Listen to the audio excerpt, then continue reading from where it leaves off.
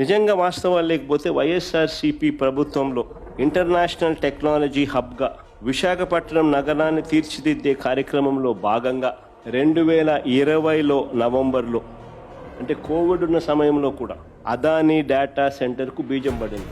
దాని ఫలితంగా మే 3వ తారీఖున 2023 శంకుస్థాపన ఫౌండేషన్ స్టోన్ కూడా వేయడం జరిగింది అదానీ డేటా సెంటర్కు. అంటే బేసికలీ ఏ డేటా సెంటర్ అయినా రావాలంటే ఫస్ట్ డేటా రావాలని, డేటా వస్తే నువ్వు డేటా సెంటర్ ఒకటి వస్తుంది. సో డేటా తేవడానికి సబ్సీ కేబుల్ అంటే అండర్నీత్ ద సీ, తద్వారా కేబుల్ ల్యాండింగ్ స్టేషన్ సింగపూర్ నుంచి తీసుకొచ్చే కార్యక్రమం, సబ్సీ కేబుల్ సింగపూర్ నుంచి తీసుకొచ్చే కార్యక్రమానికి కూడా అంకురార్పణ కూడా అప్పుడే ప్రారంభం.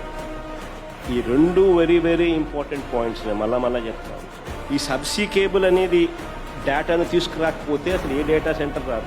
దాని అంకురార్పణ జరగకపోతే అసలు ఏ డేటా వచ్చే అవకాశము లేదు. Adani data center foundation stone వేయకపోయిందంటే మే 3, 2023 ఆయనకు అలాట్మెంట్ చేసింది 2020 నవంబర్ కోవిడ్ టైంలో.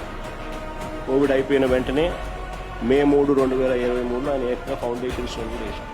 దీని వెనుక వైఎస్ఆర్సీపీ ప్రభుత్వం చేసిన కృషి, అదానీ చేసిన కృషి, మరీ ముఖ్యంగా అదానీ చేసిన కృషి అని చెప్తాను, కేంద్ర ప్రభుత్వం చేసిన కృషి, సింగపూర్ గవర్నమెంట్ చేసిన కృషి, వీళ్ళందరి కృషి వల్ల ఈరోజు దాని కొనసాగింపులో భాగంగా ఈరోజు గూగుల్ రావడం జరిగింది.